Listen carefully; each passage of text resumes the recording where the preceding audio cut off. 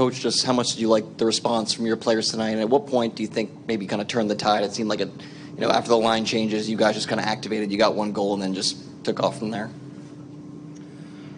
I guess we spent some time talking about after the last game that we didn't really like the way we looked. In terms of style of play, I thought probably the last 7 minutes of the first period on, through the second period anyway, we just looked the way we're supposed to look. We got to a competitive enough level. We looked all right. The first period seemed like Boston clogged up the middle, had sticks everywhere. Looked like they actually had 2 extra people out there. What changed? They did. Yeah, they did, yeah. They didn't know they caught it once. How did that change, though, in the second? How were you guys able to get through their defense? Yeah, I don't... There's almost nothing permanent in a game. Right? The game ebbs and flows. They a little better control in the neutral zone. I just thought the game was somewhat slow-moving early. And then the pace picked up, the physicality and the pace picked up. So then the game's played in the end zones more, which means there's less neutral zone transition, there's less regrouping, which is where you see 5 guys sitting on top. And we've all got our neutral zone defenses. If it doesn't go quick, it's not going. It's not going through every team now. There's 8 teams left. Our neutral zones are, if you hang on to the puck, you're not breaking anything. So it was just slow to start, that's all. What led to the line changes? And in terms of Barkov, I mean, just he took over the game. I mean, scores his second goal, gets you the offensive zone draw before Forsling's goal, then was a part of all 3 goals in the third. The lines were where we were in the Tampa series until the last game. So we ran the last game like that. It was just Stamkos went up with Point and Kucherov, and that changed things for us. So we rejigged the lines. And I think I stayed with it. I think we'd put up 6 in that game 5, and then with 7 minutes left to go with the second period last game, we're up 1-0, and that line scored.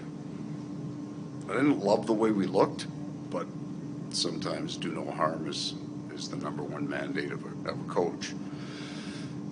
We didn't really like the third and didn't really love the start of the first, and the plus-minus stat, while I never used, tells you that there's something going on here, and then went back to where we were just prior to the change of the Tampa series. So it was 4 periods. It was enough. It was really well. I guess let's do it this way. It was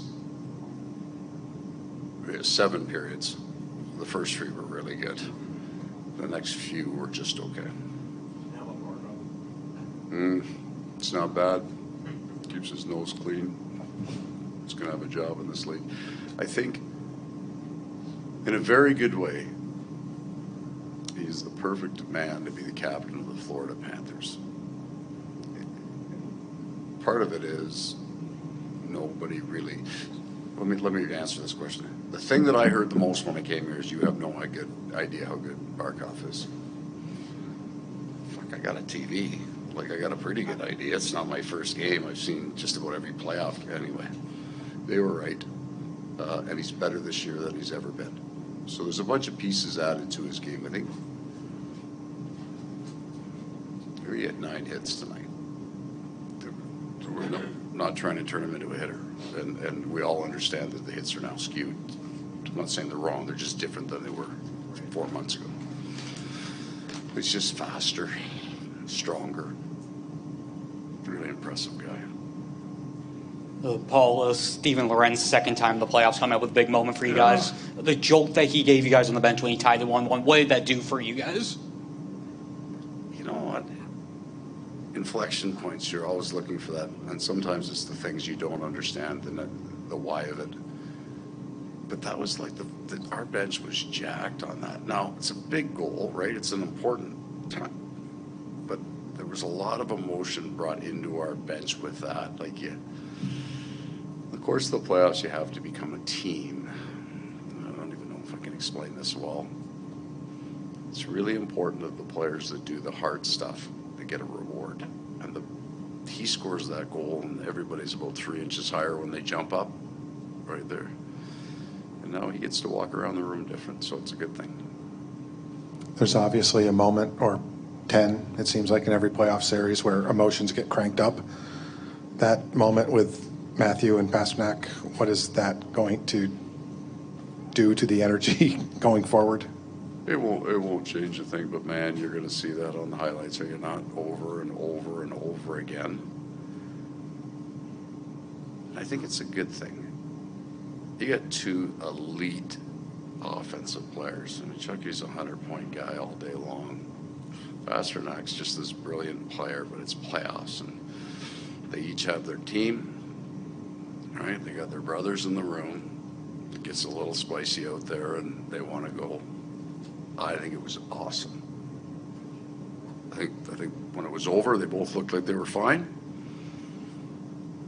Sorry, whoever's offended by that concept, I don't care. I thought it was awesome. And like, good on both of them. That's fucking awesome. And Paul, you mentioned inflection points a few minutes ago. How big do you think Forsling's goal was, right at the end of the second period? I think it was as impactful as their third goal last game, right? They scored right at the end, 28 seconds left, whatever it was, but it went to 2-1. The game was almost the same, was it not? It was even and flat. Apparently the last thing you want to do in this series is score first, right? Because the other team gets 5.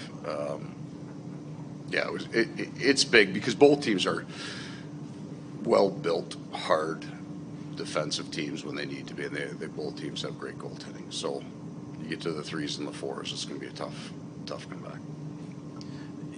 Just going to ask you about Barkov again, because you said he was the perfect guy to be captain on this team. Can you explain a little bit, and did you sense the team following his lead with what things that he was doing tonight? What I would sense is that we have an unusual, that might not be the right word, we have an interesting spectrum of personalities in our room. And we need a guy exactly like that. Can't all be like that. We don't want everybody to be like that. But we need exactly that guy because we have Matthew Tkachuk is a certain personality. And then there'll be a whole host, and this is true of all the other rooms in the NHL too, right? But Barkov allows Steve Lorenz to be an important part of our team. He treats the 13th forward here the same way he treats. He views them the same. Like they're teammates, and he treats everyone like that. And that's the trainers, the flight crew, whoever's part of our group. So he has this big kind of wake that he leaves of really the right thing of pro sports. The thing that if your kid's buying a sweater, you throw Barkov on the back, you're good, right? You get to keep that for a long time. And that, I think especially for you people, because you deal what you deal with the whole spectrum of jerks like me, nice guys, people who take their time, people who have no time for this.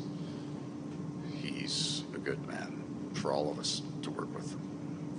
Last 2 questions up front. Look at Juliana dropping the hammer, bringing in the hammer. Paul, you mentioned the Tkachuk and Pastrnak fight was awesome. What did you think of the other the two? Yeah, exactly. I saw in the second one you did call the refs over. So what do you think of everything? Oh, boys being boys. No, all I wanted with the refs coming over, they were handing out 10s like they were candy at that point, and you wouldn't have noticed, but Barkov at that point, he had played a shift defense, which he loves to do. I'm not really excited about it. Just if you're going to start throwing everybody, can you throw a few forwards out?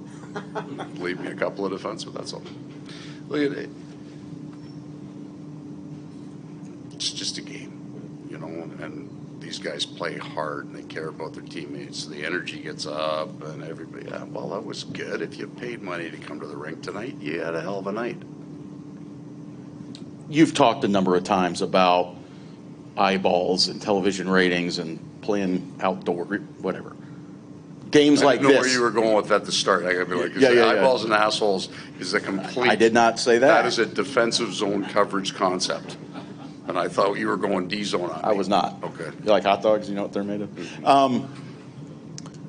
You guys, I mean, a night like tonight, I mean, is going to draw. I mean, Friday night's game in Boston. George, you might get cut off here. I'm just telling you. How wild is Boston going to be for Game 3? And what do you think the It's gonna TV be ratings are going to awesome be for after this? It's awesome for the sport, right? At the end of the day, you got a whole bunch of people who are going to the game in Boston. Then better than that, you got all their families at home. And they got the Bruins sweaters on, and they got their uncles coming over because they always do on playoff time. And everybody's got their routine. It's phenomenal. I remember,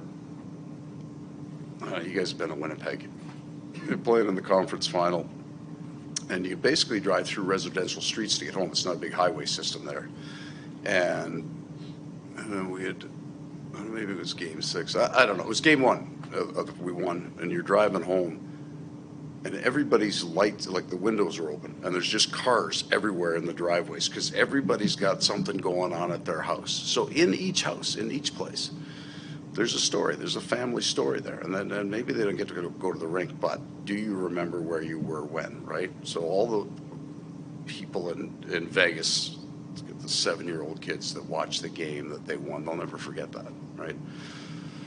It'd be no different for me growing up in the Sioux Greyhounds and we're listening to it on the radio. Like it's that's what's great about the playoffs, because a whole lot of people in South Florida who maybe never thought of hockey as their thing are having a big night tonight because the Panthers won. So we're going to get up there. It's going to be crazy. The building's going to be rocking. They're going to drop the puck. It's going to be physical. It's going to be fast. It's the greatest sport on earth. And why wouldn't you come to the game?